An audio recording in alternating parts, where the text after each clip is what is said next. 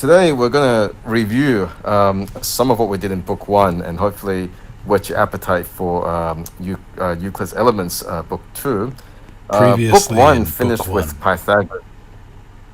Yeah. So we finished up with Pythagoras' theorem. So I'm going to maybe, if we have time, I might just redo the proof. But I think more interestingly, I want to maybe take a step back and take a look at what we did, right? So I found this image on the internet. I actually forgot who made it. This is somebody put it on GitHub, and I thought that was meant that it was good enough for fair use. So I took this, and this image on the first board on the left shows the, I guess, the dependency graph of the relation propositions in Euclid's Elements. There are various other. There are two other graphs that this person makes in the same GitHub repo. The other one is construction propositions. Remember, there were a bunch of propositions that allowed us to construct various geometrical constructions, right, on top of existing geometrical constructions. And the contents of those propositions was essentially that was essentially a procedure for doing this. You can take it as something like this exists, but the proof essentially gives you a way of using previous constructions to construct what's going on. And this one here shows us relation propositions, and I guess probably the quintessential example is Pythagoras' theorem. It gives us relationships between certain areas of certain squares that you construct on the sides of triangles, and so that's what we'll review today. So what I'll do actually is write down the propositions that we'll be referring to, and I think by going through these propositions, I actually see how the proof is going to take place. Even if we don't end up going through the whole proof, right? By the time I finish writing down the propositions, you should have a pretty good idea of how Euclid is thinking about proving Pythagoras' theorem. So, Pythagoras theorem is today's title. I haven't been on these boards for a while, so I might do the wrong thing. So, Dan, if I'm doing something weird with the with the writing, let me know. Will do. So this is book one, proposition 47, and so I'm going to draw the picture here. Probably have to redraw it later on. So this theorem, I'm going to just draw it's a theorem about triangles. It's a theorem about right angle triangle. So I'm going to draw a right angle triangle here, but I think I've drawn it too big. So let me draw a smaller right angle triangle so it fits now. Try this again. Okay. So I'm going to do a base here, and then hopefully this is good enough for a right angle. So this is our right angle triangle, and I'm going to draw squares on each sides of these. I think I need to make them like this. Okay, so I'm going to draw some squares like this. Probably they're not going to look like squares at this point, but okay. So basically, the theorem I'm just going to be I can redo. So the theorem goes, so this is A, this is B, this is C. So the theorem just says that A is equal to B plus C, right? So A is the area of that square that I've drawn. This is the area of the longest side opposite the right angle, and B and C are the areas of the other two squares. So this is Pythagoras' theorem. Usually this is stated this is stated in terms of the side lengths of the triangle. So usually you see something squared equals something else squared plus something else squared. But here we're talking about area, so it's just A equals B plus C. So, so what theorems or propositions does this depend on in Euclid? So if we go back and just take a quick look at that graph, you can actually see that 1.47. If you go close enough, this is probably not rendered as well as I hoped. It depends on proposition 14, 31, 46, 41, and 4. All right, so there are a few of them. I'm gonna just revise and write down what these are, and then yeah, as I said, we should be able to see what the proof should look like from these propositions. So let's walk over a little bit. Okay, am I in the right spot for the two boards? Yep. Oh, okay. So proposition 46. Okay, so this is to describe a square on a given straight line. So we already kind of did this when we drew the diagram of the triangle and the squares on the previous board, right? We are given a triangle, and the first thing we need to do is actually to construct these squares on each side of the triangle. So proposition 46 is the proposition from the I guess from earlier that allows us to do this.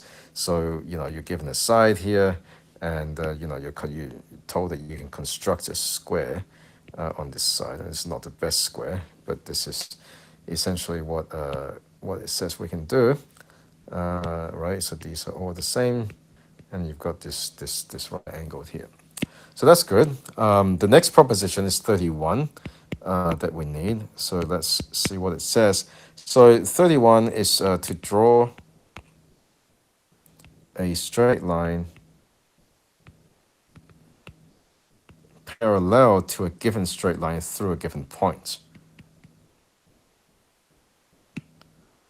Parallel to a given straight line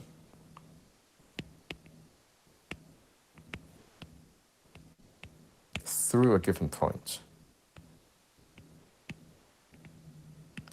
So we actually haven't seen how to do this, but actually where this gets used in the proof, I'm just going to go back slightly to the left so we can see the diagram.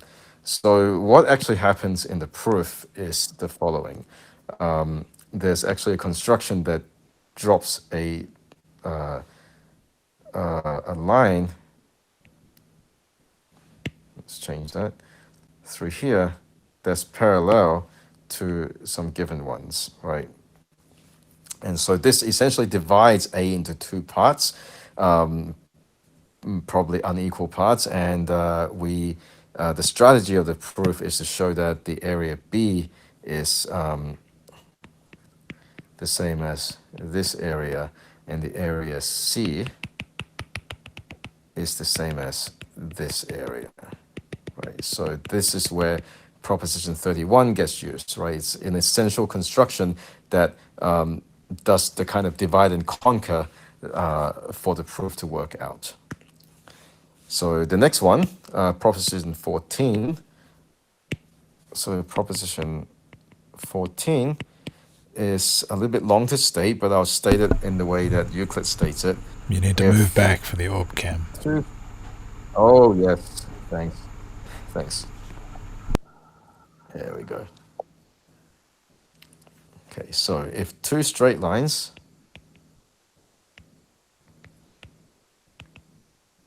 I'm not writing very well on these lines, not lying on the same side,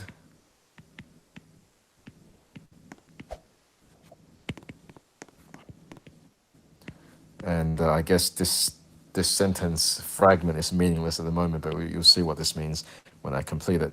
Makes adjacent angles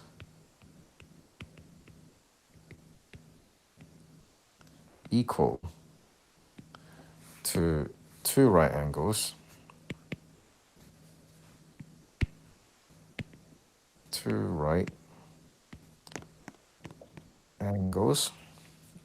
at the same point on the same straight line, at the same point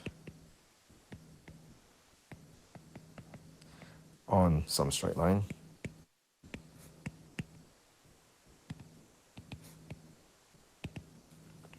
Then the two lines will be straight on. Two lines will be straight on. So Euclid has, I guess, a tendency to state the statement of the proposition without labeling points or lines with ABCs, right? He does it when the proof takes place, but the statement of the proposition is just done in natural language, which is why it's a little bit awkward, right? So without labeling things, you have to kind of just remember what we're talking about. So you have two straight lines not lying on the same side of the straight line, of the third straight line that we're talking about later on, right? Makes adjacent angles equal to two right angles, and two lines will be straight on. So if you draw the diagram for this, it'll be kind of clear. But we had these discussions about not using diagrams too much as a crutch, but I think in this case it's very illuminating, right? So this is a straight line. This is actually the third straight line in the statement of the proposition, right? So if you got two straight lines not lying on the same side of this blue line, right? And they're gonna, there's gonna be one line here and another line here on the other side, right? Not lying on the same side, so I'm gonna lie on the other side, right? So these are two lines. Actually, I'm gonna make them different colors just to indicate that they should be two lines, right? Green and red. If they make two right angles at the same point, so if these two angles are right angles, right, then the green and red line is actually straight on, meaning that it's actually just they lie on a straight line, right? There's just a straight line. So if you start labeling them, you can just call this a line a. No, I didn't label it. So now if you go back to the diagram, if I had thought about this earlier, I would have just done it on the next two boards. Let's go back a little bit. So where do we use this? We use this right here. So I'm gonna mark the right angle here. So we constructed these squares on the triangle, and there's no reason why these blue sides should line up exactly with the I guess the adjacent side of the triangle. So, for instance, there's no reason why this line here should be straight onto this line. But that proposition 14 tells us that, yeah, the way we've constructed it is fine. This red dotted line that I've drawn is actually a straight line, and similarly, all of the other lines that look like they're straight on lines are also straight on. So, like for instance, these two. Actually, there's only these two. Yeah, so these two lines forming the cross here are actually straight on, or these four lines, right? So we can actually construct triangles, which we will, on these sides. Okay, so let's move back. Yeah, so as I said, as we go through these propositions, we can actually see what we're going to do, right? Like we're gonna use triangles. Well, we don't know yet, but we're going to use these sides somehow to construct other geometrical objects to complete the proof. So proposition 4 is the next one that we're going to make use of. Proposition 4 is one that we would have remembered from high school. So if two triangles have two corresponding sides equal,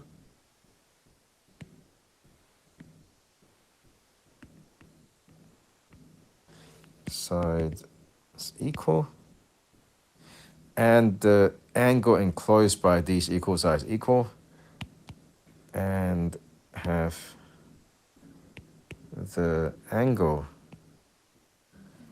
enclosed by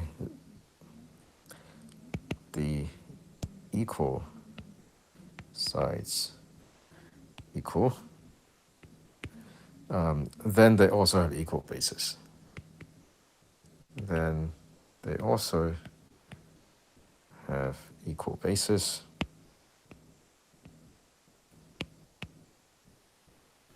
And the triangles are equal.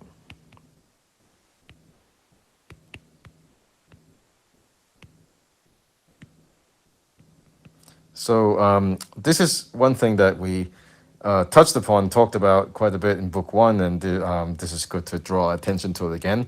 Here, equal means congruent, means that they're exactly the same.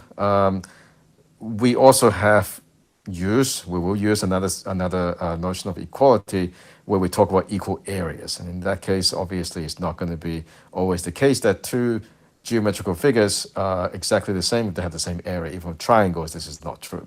But this is another quirk that gets that Euclid does, right? The word equal is used in different ways, in different contexts, means different things in different contexts. And in this proposition here, it means congruent in a modern sense. So the picture here is like this. You have triangle 1, triangle 2, and we have this side equal to this side equal to this side, and this angle is equal to this angle, and that means implies that the third side is also equal, and then the triangles are exactly the same. In fact, it also means that these angles are also the same. Okay, so yeah, so we have a way of talking about congruent triangles, and congruent triangles obviously will also have the same areas. And the last thing that we need, right, is actually to talk about areas of parallelograms and how it relates to triangles, and that would tell us how the proof will actually work. So I think I'm out of space here, so I'm going to hop over. Sorry to interrupt, but it's just amusing to... I remember proposition 1.4 being a workhorse, and then if we look at the diagram, I think that's 1.4 that I just circled in green. There's like, how many lines coming out of that? 1, 2, 3, 4, 5, 6, Wait, what? 7, 8, 9, 10. Oh, yeah, down there, yeah. It's a lot. Probably the most used proposition. I certainly remember it like that. Yeah, and I'll bet you 1.3 is the other congruent triangle one, right? Yeah, that was... Yeah. So Euclid uses this a lot, right? You want to do something, right? Triangles, we've got a lot of ways to show that two triangles are congruent, and we construct triangles and make them, represent areas of other things, and then boom, you get your result. So that's kind of how Pythagoras' theorem will work. So yeah, this gets used a lot. So let's move over here. So this is the last one that 4.7 will depend on, and then after we write this down, I think we essentially can see how the proof goes, right? Even if we don't go through it the whole way. So proposition 41, this is a late-ish proposition, right? We didn't start talking about parallelograms until quite late. So this is about parallelograms and how the areas relate to triangles constructed on the same side. So if a parallelogram, so from memory, a parallelogram is defined as a figure where opposite sides are equal. Sorry, opposite sides are parallel.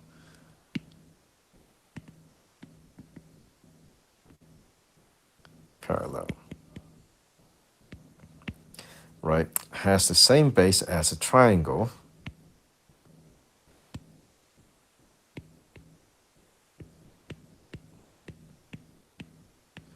Now that I'm writing this down, I'm kind of thinking maybe I copied this from Euclid incorrectly. Because, well, I'll draw the picture and you'll see why. As a triangle, then the area of the parallelogram is double that of the triangle. Then the area of the parallelogram is double that of the triangle. No, that's right, I think. So, yeah, little bit incomplete because the triangle has the same base, but you got to see where you got to say where it ends, right? Because you can draw a triangle with that base however big you Oh, want, sure. right? Yeah, yeah. Yeah, I obviously missed something. Yeah, I But what I forget. mean, I forget how Euclid said that. But yeah, right. yeah, Let me have a look. there's a parallelogram. I think you have to draw a triangle essentially. So you extend these sides, right? Maybe I'll just do it in modern English and not flip back to Euclid. And you draw a triangle with the same side, but the point's got to be on this line, right? Otherwise, it's this triangle is any triangle you want. Yeah, so like this triangle, maybe even this triangle, right? But you know, all of the triangles here have the same areas, and so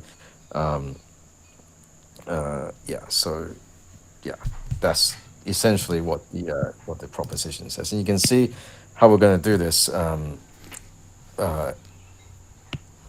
If we, oh, should I go back or should I just kind of I mean, I'm gonna have to redraw the diagram again anyway. So yeah, so essentially what happens is that we're gonna cut up the two rectangles that of the that was cut up in the other. Or maybe I won't. Otherwise, it doesn't make any sense. Right. So you've got this green vertical line here, which cuts up A into two parts, right? And these two parts are parallelograms because they're just rectangles, right? Uh, and so what we're going to do is we're going to construct triangles on these parallelograms and then use the congruence proposition to compare the areas of these triangles. And then because the area of the parallelogram is double that of the triangle, we essentially can just see from here that this is just going to work, right? B is going to be equal to, well, at least half of B is going to be equal to half of that little rectangle on the left of A, and half of C, which is some triangle we'll construct, is going to be equal to some triangle that we'll construct on the right hand side of that triangle on the right hand side of A. So yeah, so that's essentially how the proof goes. So we'll just now we can fly through it because we kind of know what's up, right? So yeah, so this is we originally planned for doing this for half an hour, um, but we have till 12, or we have till I guess 7, right? So I'm gonna run through this proof, and I'm gonna use the same notes that I had last time. So this is, if you've seen this before, this may be slightly repetitive, but I thought well, we at least went through the prerequisites, the prerequisite propositions, so we can kind of see how this comes about. No, So no such thing as seeing this proof too many times. this proof is actually pretty awesome. Yeah. Yeah. Okay. So here we go. So proposition 47. So in the right angle triangle, the square on one side is equal to. So I'm actually just going to draw the diagram again, and then I'm gonna not write this in natural language, and just kind of write down what we're trying to prove in terms of letters and so forth. So I'm gonna reconstruct the diagram, but this time I'm gonna label it. So as we did before, we're gonna have this triangle here, like this. We're gonna have squares. Oh, that doesn't work. You gotta be careful. If you fly off the edge, it ends your line. Okay, so these aren't gonna be perfect squares, but that's fine. You can use your imagination. Okay, so we've got these squares, and oh, that didn't. There we go. So I'm gonna label this. I'm gonna label in red. So this is gonna be A, B, C, and I'm gonna have D, E, and F, G, K,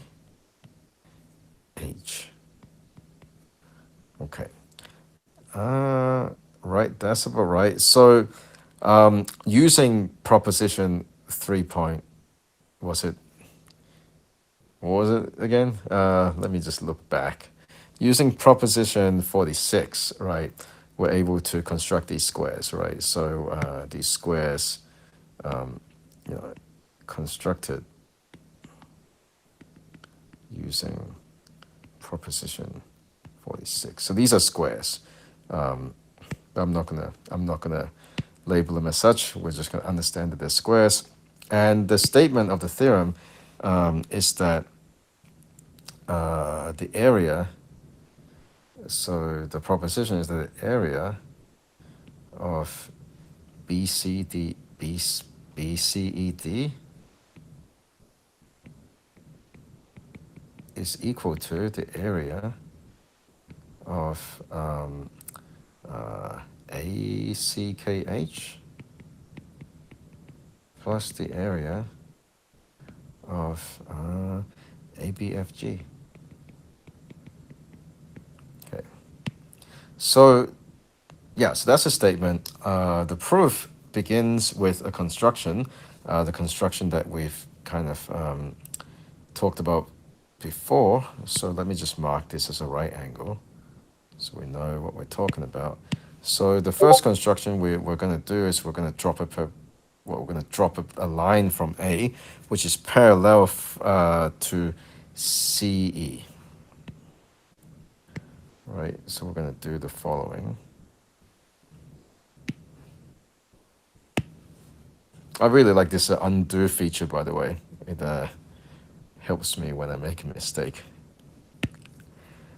So this one is, we're allowed to do this from proposition 31. So I'm just going to do right here. This is proposition 31, right? You know, construct using proposition 31. And we're going to call this line, we're going to call the intersection between this line and DE is going to be L. L here. And we also know this is going to be a right angle here as well. Okay. So the other constructions we're gonna put in here. The other constructions are line from, we're going to join these lines. So as we said, we're going to be making some triangles and showing that they're the same. So we're going to, the two stars of the show are going to be these two triangles here.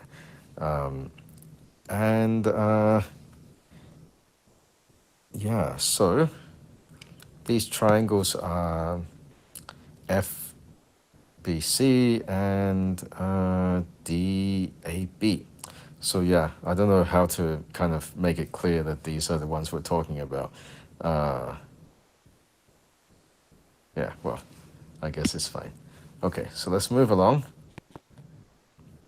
Okay, so I think that's all the constructions we need to do the proof. Can The you go proof back a I'll bit? do, We lost the board. Oh, we lost. Yeah, yeah. I think that's what you meant to do, right? You want that on one side. Oh yeah, that's right. Yep. Oh, you can actually do this. Nice. Cool. Thanks. That makes sense. How do I? Oh yeah. Cool. Okay. So the proof. All right. Step one. The triangles ABD and FBC are congruent. So ABD. ABD. So these are the two triangles that I was talking about before. Yeah, we're going to show that they're congruent, and that's really the key, right? Once we show that they're congruent, we can see how we're going to do the rest of it. So the triangles ABD and FBC are, I'm going to say equal, congruent. Okay, so first BD and BC are equal since they're the size of a square.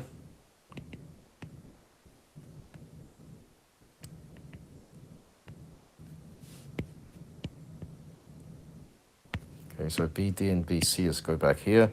BD, where's BD? BD is here.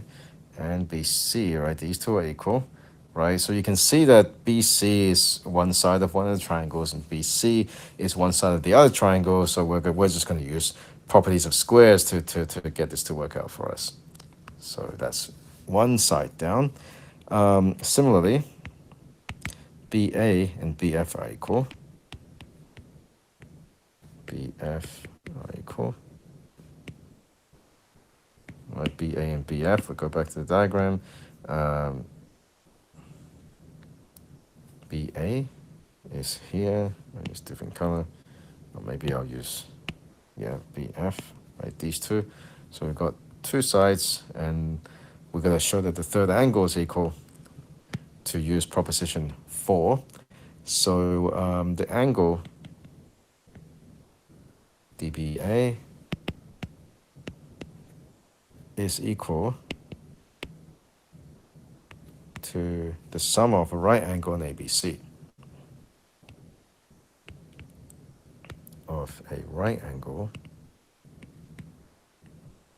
and ABC, right? And so is CBF, right? Hence they're equal. So is CBF, hence they are equal. Okay, so go back here, right? Yeah, so the angle in question, right, is the one that's here, right? And I guess the angle, the other triangle is here, right? So yeah, so both of them are right angle plus ABC, right? So they have to be the same angles, right? So the right angles are here and here, and you just add on the same angle, so that's fine. So so the claim follows from proposition 4, right? So the claim follows from proposition 4. Okay, so that's the first step. Second step, CA is straight on to AG. Right, so this is proposition 14, right, that we mentioned before, where it show that certain lines are straight on, so we can count them as a straight line rather than two line segments joining at a point. So CA is straight on to AG, since CAB equals GAB are both right angles.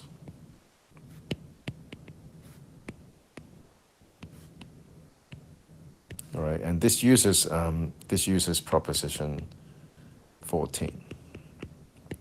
Okay, so similarly, BA is straight on to AH.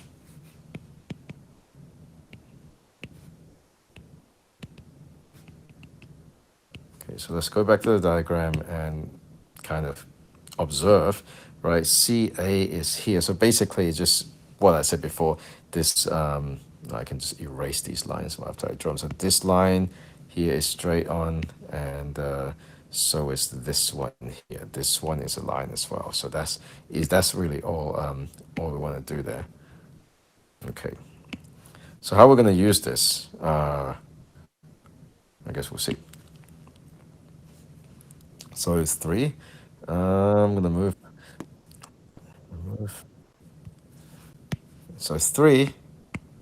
The parallelogram BL has double the area of the triangle ABD. So this is really just a direct application of proposition 41, which tells us about the relationship between a parallelogram and a triangle constructed in a particular way, where one side of it is the same as parallelogram, and the triangle, the third point of the triangle, lies in the opposite line, opposite side, I guess, extended.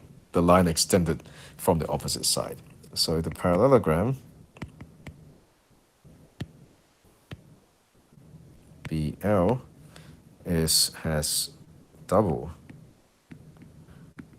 the area of the triangle ABD, right? And this is, yeah, this is proposition 41. I guess we've already talked about this. We go back here. The parallelogram BL. Oh, I have to walk back over, don't I? Yep. Parallelogram BL. I'm gonna just kind of shade it in here. All right, so this guy here. No, I'm not gonna be able to undo this. Maybe I can. BL has double the area of ABD. So ABD is this guy here. Right. So yeah, they share the same side, right? They share the side BD, and the point of the triangle lies on a line which is extended from the opposite side, right? So that's fine. So that's essentially, yeah, just what proposition 41 says. And the last part, well, are we in the last part? Maybe not. Maybe there are two more parts. So the square GB has double the area of the triangle FBC. So we're going to basically do the same thing, right? Here, I'm not going to shade it in here because it will be way too messy. I'm going to walk back over. Right, so for the square, well, square is a parallelogram, so we're all good. The square, which is a parallelogram, GB has double the area of the triangle FBC. Okay, so this is again a proposition application of proposition 41. So we're essentially done. The rest of it is just an observation that if we go back here, I'm just going to go back here, and so what have we done? We've shown that the red shaded area is equal to the green shaded area. Now, this green shaded area is the same as the area of the triangle FBC because we showed that these triangles are congruent. And the same reasoning shows that the area of the square, in fact, I can even just shade it in as well, right? The area of this square here, not intersecting any other shadings, is really the same as the other red shaded area because this is double the area of the triangle, and these two triangles are equal. So all of this tells us that the area of the square, I guess we call it GB, is the same as the area of the parallelogram of the rectangle BL. Repeating this on the other side, right, we basically just chop this down the middle. The two sides are symmetric. They're not exactly the same, but the reasoning symmetric. This gives us what we want. So yeah, so that's basically it. I'm just going to conclude by writing some of this down. Probably won't belabor it and write all of it down like I did last time. We can see kind of how it goes, right? So 5, right? So the area of BL and GB are equal.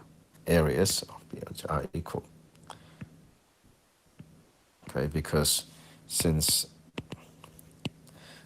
both of them are double the area of equal triangles, of equal congruent triangles. Okay, and 6, symmetrically, by symmetry, right, areas of, I guess we call it BL, BL and CL. I guess BL, CL, and just trying to decide what letters to use. BG, CL, and CH. How about that? CL and CH. I'm going to do an HC, right? I guess that's how we did it up there. Are equal. Okay, and so yeah, so that's basically it. We have to just observe that BL, the area of BL plus the area of CL is equal to the area of the big square, and we said the area of the big square, well, the big square is BEC, BCED, right? And the area of BL is equal to the area of GB. And this is equal to the area of CL, no, HC. So I have to apologize for changing notations, right? I think originally 2 boards ago I was referring to squares with 4 letters, and then at some point I followed Euclid and just used 2 letters. But hopefully this is more or less clear what we're which square, which rectangle we're talking about. So yeah, so this is it, right? We've just chopped the big square in two. Did some congruent triangle magic and comparisons of areas of parallelograms with areas of triangles. Do this again on the other side, add everything up, and there's Pythagoras' theorem. Yeehaw. Yeah, cool. And I think I managed to do this quicker than last time. I felt like I was able to skip some details since I was writing out the full statements of the propositions that came before it, and hopefully by the time I got to the proof, it was kind of clear where we were going, right? Even if you haven't seen it before. So I asked ChatGPT what's in book 2 of Euclid, and it said the proof of Pythagoras. So we're smarter than ChatGPT, Euclid. We know that's the Yeah. word. Did you ask it to prove Pythagoras' theorem? Oh yeah, I could try that. Yeah, Prove that would Pythagoras. be a thing, right? Prove Maybe Pythagoras' theorem. maybe it knows this proof. There's like a million proofs of Pythagoras, right? Yeah, I'll say in the style of Euclid. See if it can just spit out the proof. It's yeah. Yeah, I guess we'll maybe chat a bit about the plans for the seminar. But are there any questions for Kenneth before we continue? My alter ego asks, "Why do you care about Euclid? Why not play Half-Life? Why are you bothering with this?" I think, when you first kind of suggested we go through Euclid, I was a little skeptical. I'm like, well, isn't there some ancient book, right, that people don't read anymore? But I got the same, I guess, impression as you as I was going through book 1, at least now we ask the question, why Euclid, right? I think it's really it shows that you can do a lot with very little. That's the first thing, and it's kind of rigorous in a way that we, as mathematicians are used to, but maybe people who are not mathematicians are not used to, right? And I think going through Euclid, you can get a taste of that without having to learn, the kind of modern mathematics that looks very intimidating, and still get the kind of satisfaction and clarity that we as mathematicians experience on maybe not a daily basis, but sometimes you understand something, you're like, oh, that's super cool, and I think Euclid brings that to the masses, right? So that's my answer, right? Yep, I like that. ChatGPT gave a proof. It has 22 steps. Wait, really? Mine only has 7. Well, like each one of the steps is like, therefore BC equals DC, AD equals EF, blah blah blah blah. I would have to check it.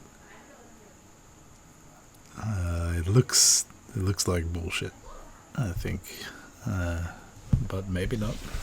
We can have a look.